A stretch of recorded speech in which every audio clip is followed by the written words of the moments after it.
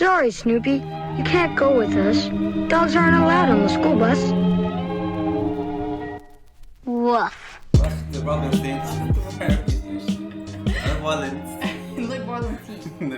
Not today. We're Holly. Away from Jehovah's Witness. Knock, knock, knock. Round two. Round two. Alright, so two. first time doing this. Keen, today's segment. Oh, we should introduce ourselves. As per usual. I'm Robert. Some people call me Robbie, Rob. I'm Sanda. People just call me Sanda. Sanda, that's about it. That's it, full stop. So new to this, but we definitely had these ideas. I had these ideas come out. I wanted to do this segment, which is called Unwarranted. Oh no. Oh no. Oh, I'm joking, I'm back. JK, I'm back. No. So this segment's called Unwanted Counselling for a Relationship. It's counselling you didn't ask for, but you're gonna get it. You're gonna get it. You didn't say, hey, can I have some advice on relationships? But we're here to give it to you anyway. If you find this video somewhere on the internet, it may or may not help you. I hope it helps you. I hope it gives you good perspective. It helps you in your future dates, about dates you're about to go, or how to go in a relationship. We're here to help. We're here to help. We're no professionals, as but much as we can. I think we know what we're doing. Somewhat. Somewhat. Alright, let's start off. So the first question here I have is putting out on your first date, in terms of like, do you go as far as already doing giving a blowjob or going straight into sex that first date, or are you kind of more reserved, like, oh, I can't do these specific things unless, your criteria. Like, I want to know what you think of it. What's your thoughts? Mm-hmm. How do you go about it? Okay, I mean, I think everyone has their own preference to, I don't know, to dating, just like full stop, and how they go about it.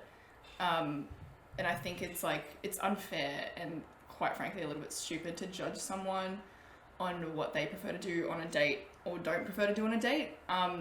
Me personally, like, I feel like when I go on a date with someone, it's like, I'd like to get to know them. I like to have that conversational aspect, see if I can, that sense of humor, get that like personality out of them. That's like my goal.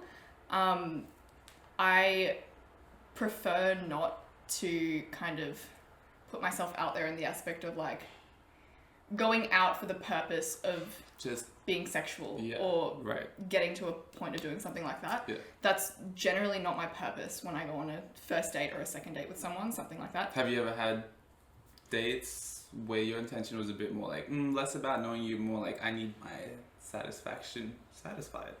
I've never gone out with that initial thought in my head, but I have left the date thinking, okay, maybe this will go somewhere like that, rather than like that. You know what I mean? Like, I generally won't go on a date with someone thinking, okay, I want to pursue a relationship. Like, that's not my initial thought. Right. So when I go on a date with someone, it's more to get to know them, and then if I leave thinking something that I didn't think would happen, then like, it's fine. It's great. Open-minded towards it. Open-minded. Fair. Yeah. All right. My thoughts personally, if I wanted to go out and hook up or go satisfy sexual stuff, I would do it like that. Like, I would go on, what would you go on? Tinder? I'd go on Grindr. She would go on Grindr. She'd go on her. Like, who knows? Who knows? Who knows what I'll do? You don't know. But it's like, if I had that intention, I'd go for that. When I'm going on dates, like, I genuinely are interested. I want to get to know you. I don't want to put out on the first date because I feel like, it's my opinion. For me, I personally feel like it's more respectful for me, and to see if that person can roll with it and respect that, and see how far we can go before we officialize everything and then get into that. I feel like it's a very separate thing. Like, for you to go openly and say, okay, I want to go on a date with this person for the purpose of getting to know them and just meeting new people and putting myself out there. You already have that kind of in your head and the thought of not putting out, if that makes sense. But then you have that other side of things where you're like, you know what, I just want to have some fun tonight. I know this person just wants to have some fun tonight, and then you go out with that expectation. Like, I feel like it's two separate things in like the dating world, which is like totally fine. And I think it's a great thing. Fair. This is relationship expert right over here. I'm just saying. No, right? Don't judge your friends. We are answering the questions, so it's good. It's good. All right, going into question 2. How to gauge when the right time is before becoming official with this person you've been seeing? Okay, that's a good question. That's a good question. I made the question. Bitch, you're smart. I'm smart. You know you. It's really. I feel like it's different with every person. Right. Me personally, I consider that I've only ever really been in one serious relationship. Yeah. I have dated, but I've only really ever been in one serious relationship. So I feel like I don't really know too much in relation to this question. But for me personally, answering it, like I've met a lot of different people. Yeah. And everyone's different. Everyone has different expectations and different ways of viewing a relationship, different languages of love, full stop. 100%. So, like, I don't know, like, I feel like once you're in a stage with someone where you genuinely feel comfortable with them and you see some type of future with them, whether it's short-term or long-term or whatever it may be, you see some type of future with them and you see them being there and meeting your family and your friends and whatever else, or maybe they already have, and you're just in that, like, you have that comfortability with them, and at that point, I feel like it's kind of, like, it's known. Like, you can both feel it, you both know it, you're just kind of waiting for it to happen, and then it just kind of happens. But how do you go about in terms of who asks first? Like, are you very, like, I'm the girl, the guy has to ask first, or are you kind of like, fuck it, like, I'm just gonna ask because I feel it, we feel it, like, someone needs to initiate? I feel like I don't think that has to have a role or a gender. I don't think so specifically. I don't think so. Like, I feel like, for me personally, if I was seeing someone and saw the potential in having a relationship with them, and I was at that stage where we were both kind of like questioning it but not really talking about it, I always bring it up. Like, I would be like, hey, so, like, do you see yourself being with me? Yeah. And I feel like that's a conversation that we would have, and then with that conversation we would, like, determine whether or not we're both on the same page. Yeah. And then from there, like, he would know or I would know whether or not I can ask him or her or whoever else to, you know, be my partner. Fair. Yeah. I'm a bit more like, I go on the feeling as well, but for me it's kind of like, if I'm seeing someone, I will give you a month of us seeing each other as much as possible, going on dates, whatever, but for me a month of not giving you anything and just seeing if you're really there for me, if you're putting in the effort, if you're putting in all the things I want to see my partner in the future, that's like a green light for me. After the month, that's when I'm 100% going to bring it up and be like, hey, we've been together for a while now, we've done heaps, you know, like, I feel like we should take it to the next step, we should officialize it, whatnot. For me, I have a bit of a guideline on it. It's not so much as feelings, more of like, okay, a month, but the feelings have been good, they've shown a lot of respect, a lot of effort and everything throughout this, I feel like it's okay then to officialize something with them. In saying that, would you, like, let's say you went on a date with someone or a couple of dates with someone, and it's like, maybe it's been a week or two, and you're attracted to them, you have, like, good vibes, but then you also have kind of, like, iffy vibes, and you're not too sure. Would you prolong it to that month to see how it goes, or would you kind of cut it off there because you already had bad vibes? If there's more cons or more, like, those vibes, like, I trust my gut instincts, like, 100%, like, 100%. Like, if I don't like it, if I don't feel it, if it's just like, then I will cut it off. I'll be like, oh, that's it. And I think that's a very good thing. Like, I think to have an instinct and to have, like, just a gut feeling about someone, I think, like, it's a good thing to listen to. It's a good thing, actually. Like, in the end, like, who do you have to listen to besides if your mum's not around, your dad's not around, whatever? Like, you only got your gut instincts. Maybe it's right, maybe it's wrong, but hey, for me, if I listen to it, whatever the outcome is, that's the outcome. I deal with it then. I'm not going to say I'm not going to regret it. Like, it saved me or it didn't save me. Fuck it. Like, I got to deal with it. It's an experience. It's an experience. 100% do it. Trust your gut. Yeah. Especially when it comes to, like, important stuff like this. Your heart, your gut, your brain, all of it. Everything. Listen to everything it has to say. Listen to pussy tingle. Make sure you don't go. Listen to pussy. Ew. Listen to it. All right, let me bring up the third question. All right. Red flags we look out for and have experienced.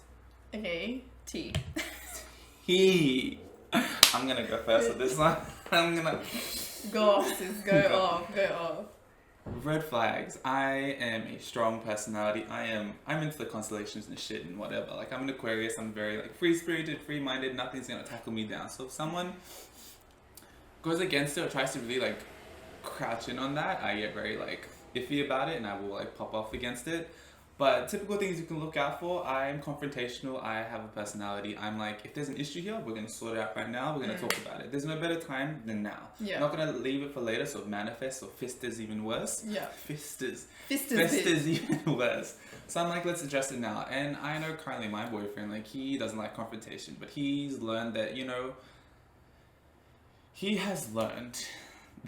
He's learned that that's something that you do. You need to do, exactly. Like, he's always... You guys need to meet in the middle. Exactly. Yeah. Like, he's always, like, shied away from me. He's like, oh, and I can deal with it later. I'm going to calm down. But, like, there's some things that are important. Like, in that moment, I might decide we're done or this is over. But I don't want it to be over. But I need to address it now. I can't leave it for later. If it's dumb shit like, oh, where did we eat? Are we going to eat here or there? We get angry about it. Like, I can deal with that tomorrow.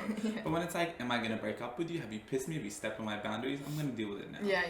That's a big factor for me. That's completely fair. I have interests in stuff that lie us, but like I do like K-pop and whatever. If someone's against it, like a lot of gives me shit about not just that, even gaming. I like to game. If they give me shit about that, and they can't encourage you to just be there and be okay with it, then it's hard.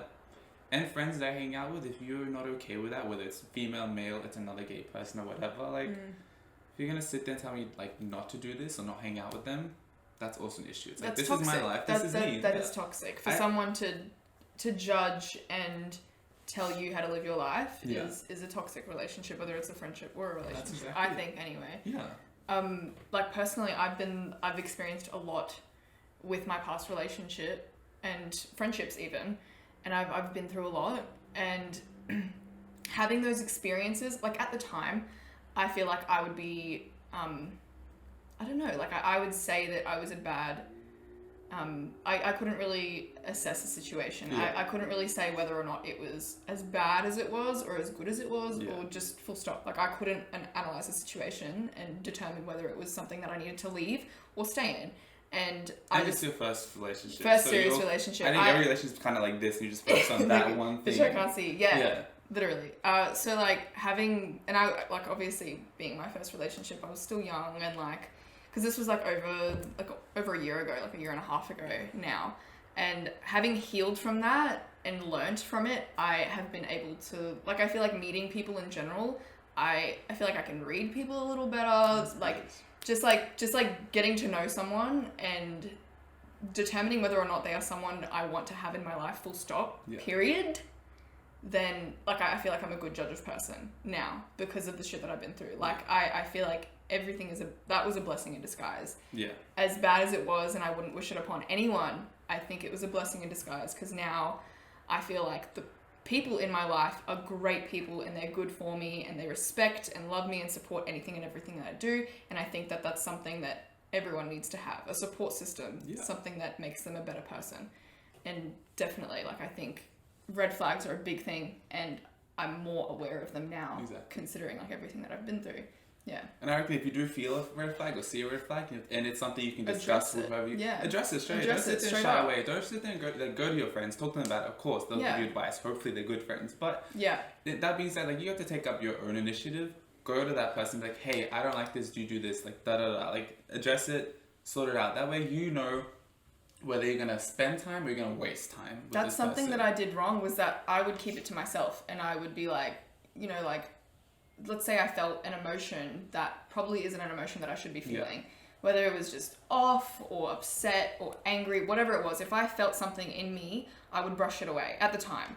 And just because I thought I was overthinking. And when you're overthinking and when you're having those emotions, it means that something is off and something is wrong. Whether you are in the wrong or whether the other person is in the wrong or just you're overthinking full stop, it's good to address it because then you can determine whether or not you are overthinking or it is an actual fair thing for you to feel. Like every emotion that you feel is a fair feeling. There's a reason behind it. Yeah. So address it, like straight up. Straight up, just address it.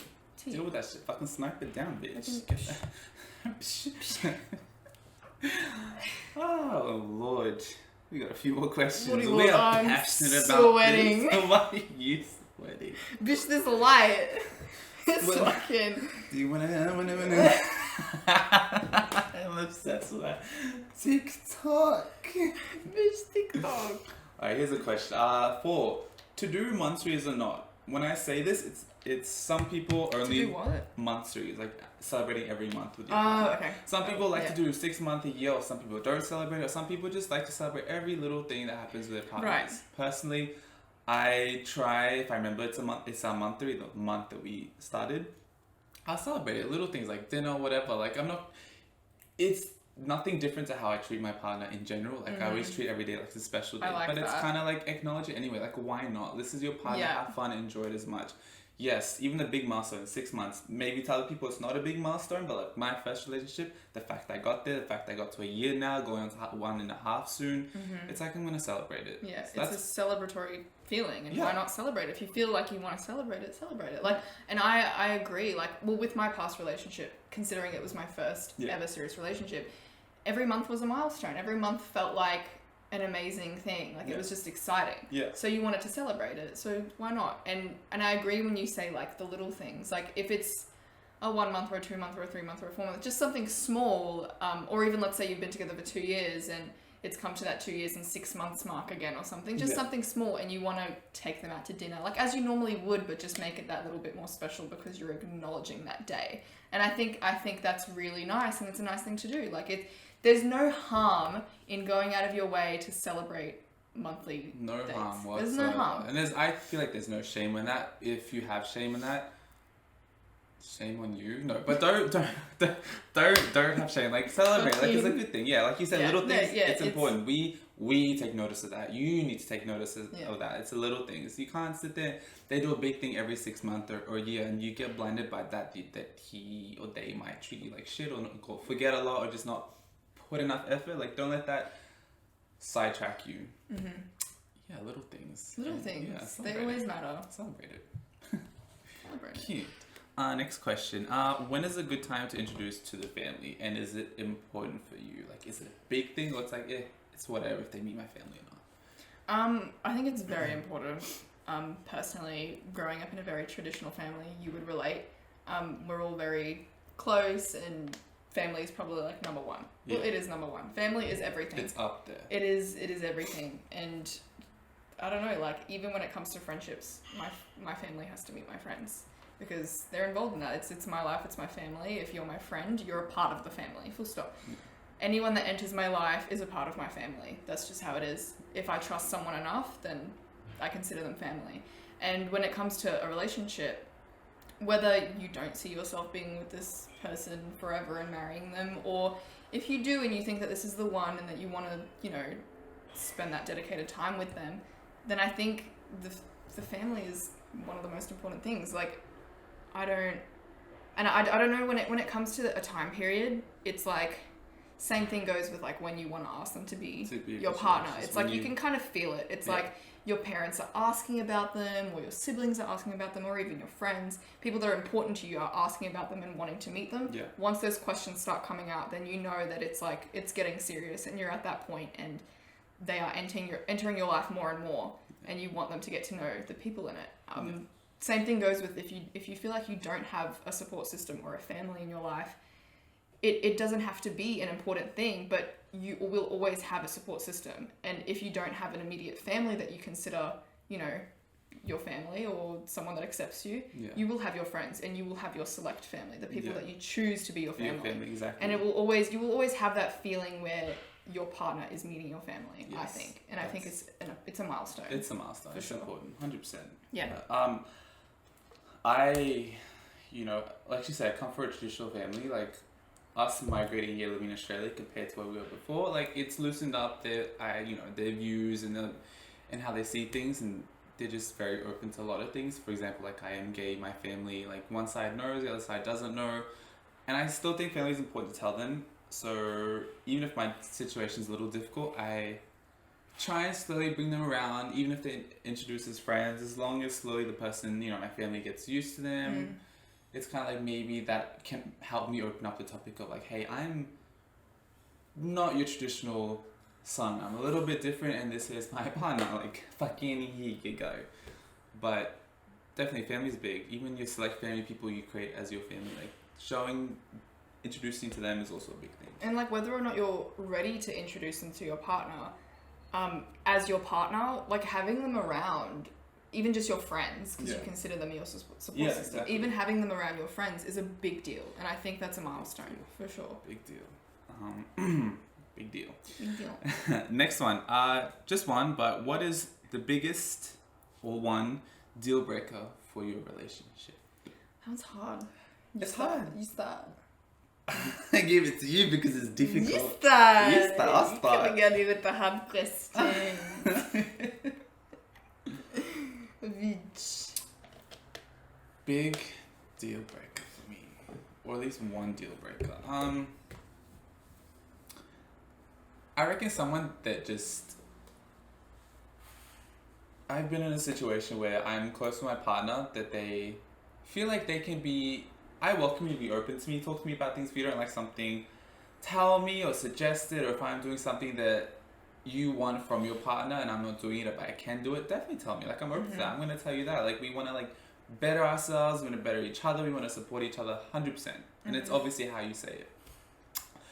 But I don't like when someone gets too comfortable and becomes too judgy, and they blur the lines of suggesting or advising it, or saying something when it's needed, not just saying it because you want that from me kind of thing. Like, you might have an ideal person or relationship and you want me to fulfill that, but it's no, you have to remember that this relationship is unique just to us, no one else. There should be no picture of what a relationship should be like. And maybe as a guideline, but it's not something you need to look at I need to be that person, you need to be that person, acting exactly like that. No.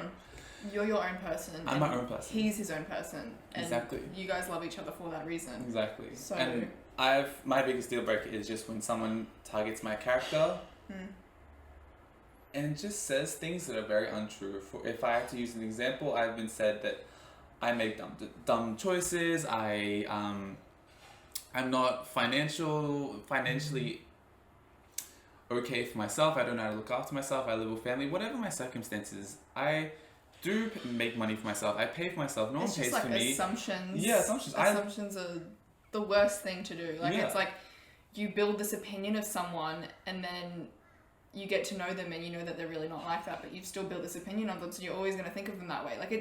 That's I was just about to say, for me, a big deal breaker would be someone that's closed-minded. Yeah. I like to talk about anything and everything. I'm open to hearing someone else's opinion, my opinion, expressing my own opinion, and discussing where we stand, but I just want someone to be open-minded. I can't deal when someone is closed-minded and doesn't want to listen to what I have to say. Whether it's about, it could be something stupid, like we were talking before about conspiracy theories. Yeah. I like talking about conspiracy theories. I like opening up and talking about things that might not make any sense to half of the world.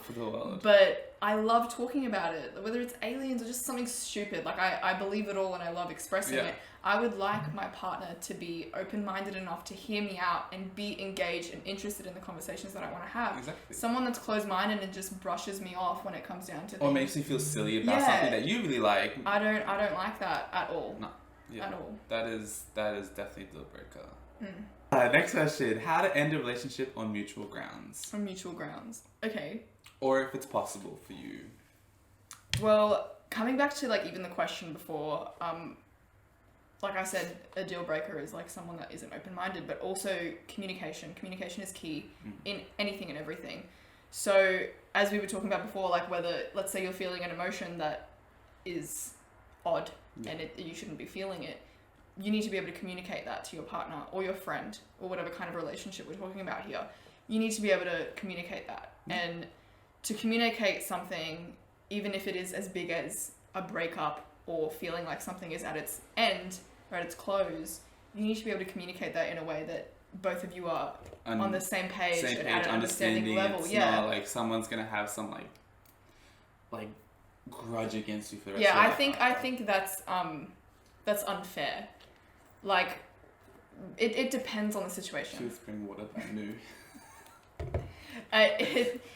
It's unfair, but also it depends on the situation. If you're with someone that completely betrayed you and treated you in a way that is unforgivable, move on. In the back of fucking kill it. Move on with your life, in a way that is better for you, and you are allowed to have your feelings about this person. But I can assure you, if you focus on yourself, you won't be, caught up on this other person and the things that they did to you. And they won't be on your mind 24/7 and coming out of your mouth 24/7. Your focus needs to be you. Yeah. And when it comes to ending a relationship, you are usually ending it depending on the reason, but it's usually because you want to be with yourself. Yeah. And no matter what the circumstances, you need that time for yourself, and you don't need to be with this person.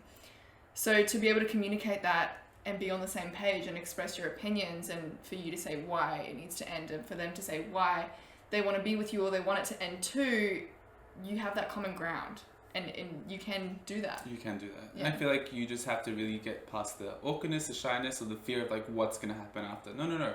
Communicate it. You have these feelings. Don't prolong it. Yeah, don't prolong it. It just makes it worse for everyone. And it's beautiful if you can get to that point and just sit down. I say my feelings, you say your feelings, we come to mutual understanding, agreement, we're done, or we're still together but making more effort, whatever the case is. But yeah. you can end it on good grounds.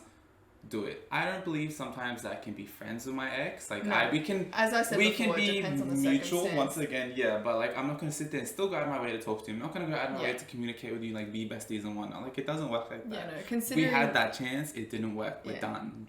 You can be on my newsfeed or whatever. I might like your post. I'm gonna reply to your stories, but it's not gonna be anything. And it comes down to the circumstance. Like if, for example, the relationship that I was in the past, there is no form of communication that I need to have with this person, full stop, and for them to have with me, and we both know that. So, like, say it louder for the people in the back to hear. So yeah, depending on what that relationship was and what you went through or what the other person went through, then you know whether or not you can be on common ground and you can still communicate and you can still have contact, or you don't need to. Like you will know.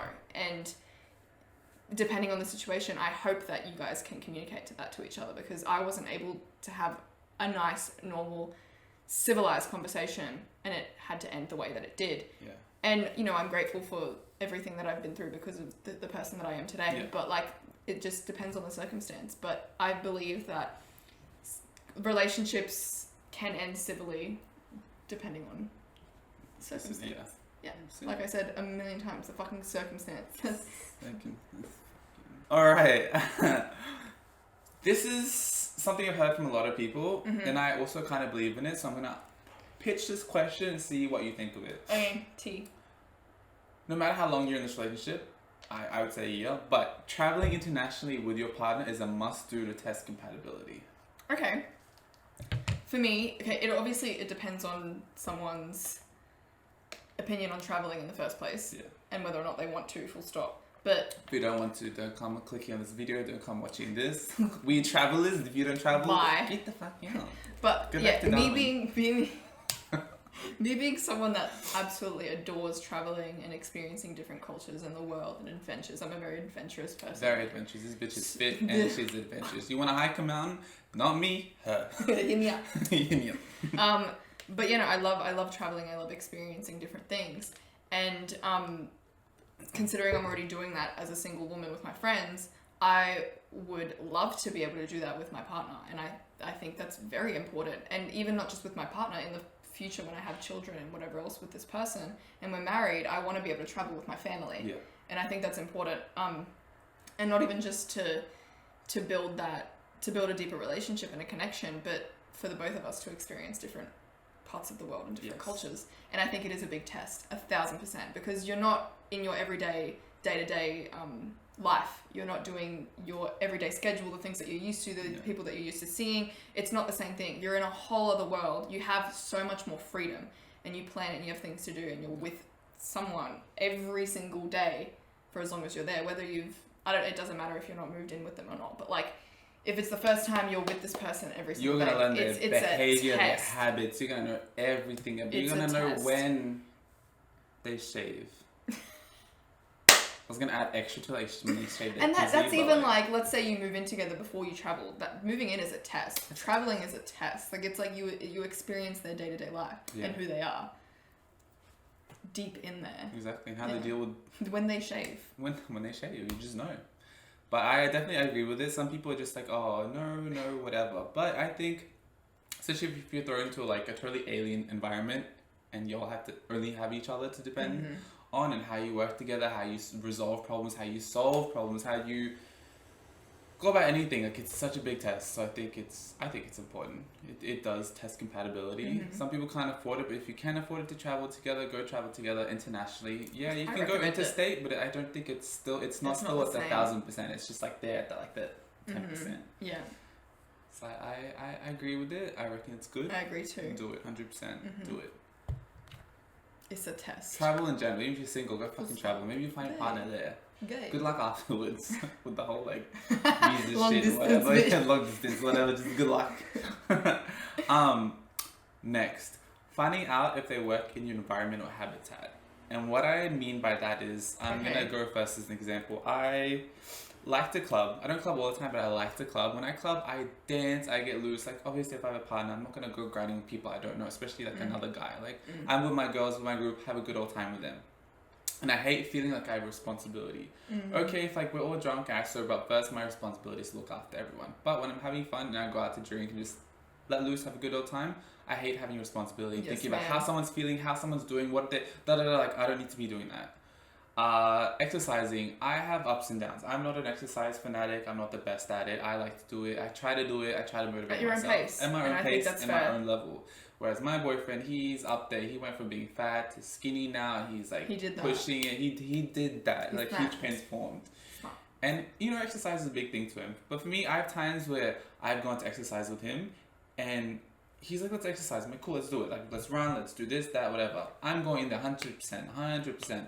And he will like run for like two short seconds. He's like, I'm tired, I'm gonna do something. He pretends that he's doing this or that. And then I'm like exercising, I'm sweating. I get agitated when I sweat and when I run, or when I exercise. I get a little angry because that's me. That's me. I get angry when I exercise. I don't like it, but I exercise. And it irritates me. Like, I came to exercise with you and you're not doing it. Sometimes the other way around, like, he wants to exercise a lot, but he also wants to spend time with me. But it's kind of like, I'm not in the mood to exercise. I'll try and communicate it. Maybe I'm not the best at it in that moment, but don't sit there and like, I don't know, just I think if I'm exercising, it's either by myself or someone at my level at my pace. Otherwise, if you're there with me, you gotta go at my level. If I'm trying to go at your level, I'll go at your level. Clubbing wise, we've had a run in where like we went together. I don't get this when couples go clubbing. The guy and girl there and they're having a good old time, drunk, best. They're having a good old time. Just seeing that, like sometimes I want that, but it's like, how does it work? Like when I went with my boyfriend, like he was just like very shy, didn't want to do anything. It was just us two. I don't want to be left here buying drinks by myself on the other side of the room. He's sitting there like shyly, like, oh no, it's fine. I got him to drink a bit, but he's still a little like whatever about it. So it kind of makes me hesitant. It's like next time we go clubbing, like it has to be with a group where there's other people, where it's not just me that has that responsibility, or like I have to like tend to him 100%. Like I can have fun. Yeah. If that makes sense, like that's what I mean. Like those are my environments, those habitats. Like, can they fit in there? Like, are they okay? Can they at least? I don't know. Do you have to take care of them? Yeah, I know what you mean. Like it's like lifestyles and like the things that you do, and if your partner can fall into that. Yeah. Same thing with like with clubbing and environment. Yeah. When it comes to like clubbing for me as well, I'm as a dancer, you're a dancer too. Yeah. I love dancing. Dancing is a passion of mine. So when I go and I hit the clubs, I go out to have a good time and drink and, do all those things, but I love to dance. That's like part of the reason why I even go out, because I get to let loose and have fun. So, when it comes to that, my partner, I would prefer, like even in my past relationship, I had a lot of trouble when it came to clubbing. Yeah. Like, as someone that enjoys it, and even you get a lot of attention when you go to the clubs. Yeah. Same with me. Yeah. Because I'm dancing and I'm having a good time. Yeah. You don't find a lot of people that go out and just whip out some choreo and go crazy. You know what I mean? Exactly. So you get attention. And you need to be with someone that wants to encourage that and encourage you. Yeah. But when you're with someone that doesn't encourage that and feels, either even embarrassed or like jealous. Yeah. I think that's really toxic. But and it doesn't mean you have to date a dancer to be able to go out and have a good time. I feel like they still need to be able to like bust them. If someone's so awkward and they just don't, or they just can't jiggy. They can't even jiggy just a little bit. They can't even just shake their shoulders or shimmy a little. They can't do that out of my face. No, but like for real. Low key, T, that's real. But no, like they don't have to be a professional dancer by all means, but they just have to support you. Yeah. Full stop. And they have to encourage it. If you're out there and having a couple of drinks and you're having a good time and you're busting a move, encourage it. Clap for me. Shout for me. Like, you do not have to be behind me and grinding on me, but encourage me, you know? I need a hype man. You're exactly, my hype man. And then, when it comes down to that as well, it's like if you're dating someone that doesn't drink at all, I think that might be a deal breaker in the end. Because, let's say, obviously maybe not in the long run when you're not drinking as much as you are now, because we're partying, we're young, we're supposed to be doing this. But, me as someone that likes to go out and enjoy myself and have a couple of drinks, I know that if my partner is next to me and they're sober and they're a Debbie Downer, I'm not going to have a good night. Yeah, no. And I think that's just not good. And it might, in the end, make you not want to go out with them in those situations again. And I know me and you have, even if we're piss drunk, we're very aware of our surroundings. Yeah, and if 1,000%. Well, I've been there, I've seen you do that, you know that I do that. It's kind of it's hard as well sometimes for us to just put ourselves first and have a good time when we see other people that we're with that are down. Yeah. Or not having fun or not engaged or whatever. Yeah, exactly. But I guess I don't know if you want to learn this, but I need to learn to sometimes just ignore that and be like, hey, I'm here for me. Everyone's here. They know how to look after themselves, even if they're being Debbie Downers, even if they're sober, whatever. They can look after themselves. Yeah, exactly. Yeah. Kind of if someone is being disrespectful or just kind of out of place in a situation where everyone's having a good time, just separate yourself from that. I need to learn how to do that because I feel like I always need to impress everyone. Not just impress everyone, but just if I'm here with someone, I want to be able to make them happy and have a good night. Yeah. But I need to not focus on that and focus on me having a good night and my friends having a good night as well. Yeah. And not just that one person. I want to be able... Obviously, I want to make sure everyone is having a good time, but the focus is if I'm having a good time and this person isn't, that's not my problem. Yeah. I didn't fucking do anything to make them have a bad time. It's not my fault. Unless I did it deliberately, then it's my place to help them. It would be nice if they did come up and be like, hey, I'm just feeling this. Yeah, or I'm in the mood. Just so I know. Communication, communication is key. Communicate it. If you're feeling something that is odd and off, go to your partner and express it. Say, hey, I'm not feeling it. I might head home soon, or I don't want to ruin your night. Express it. Be a good person in that moment. Acknowledge it. Acknowledge that you're not having a good time. 100% there. There's your unwanted counselling for relationships. There it is. Plus the tangents. And Sanda's mum. And the Wog accent. And Sanda! Don't put that. I'm putting that in. You're like, what? Oh my god, T. But final thoughts on this whole thing and relationships are a whole other world. They are a whole other world. And no matter how many relationships you've had, experiences you've had with people, it is always a learning experience. Yes. You could date 1 million people in the world and the 1,000,001th person could be a whole completely different human being. Yeah. And you have to learn it all over again. It's just a different world. Legit. In a good way. In a good way. Hopefully from every relationship or every date or whatever, you take away something that you find out for yourself, whether you like or don't like. And you think hey, remember what Rob said that one time? Yeah. In a podcast / video that doesn't go after 5 minutes. When he said, let your pussy talk and hear your pussy. I remember when he said that. Remember when he said that? When he said, let it tingle and you know when to jingle? Literally, if you take anything away from it, take that. Take that one. Amazing. Well, thank you guys for tuning in. Have and those people watching the video, I am so sorry that the camera cut off after 5 minutes. Deadass. Deadass. I mean, who did that? Who's behind the camera? Who's tip-tapping behind the camera? Tip-tapping. It's my insecurities.